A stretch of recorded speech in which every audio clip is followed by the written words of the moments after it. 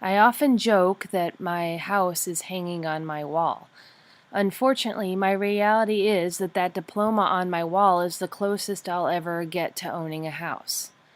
I graduated from law school in the late 90s at a time when the variable interest rate on my federal unsubsidized student loan was fluctuating as high as 13.99%.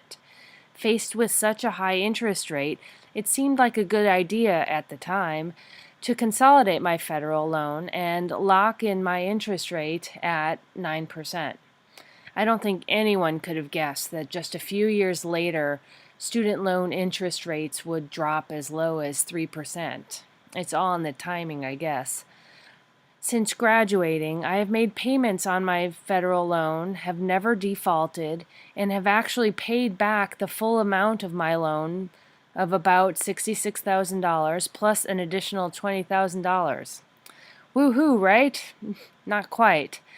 Despite my over 15 years of payments, that 9% interest rate has been the elephant on my back, and I still owe over $208,000, every last penny of which is interest.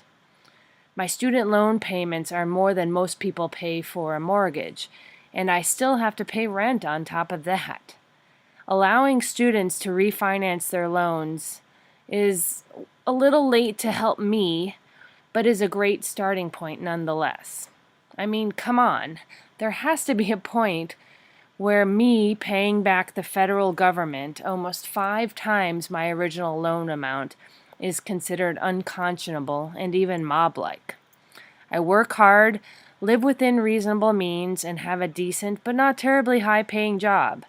At this point, my reality is that I work and will continue to work to simply pay back the federal government what will amount to be about $450,000 in interest on a loan that started at $66,000.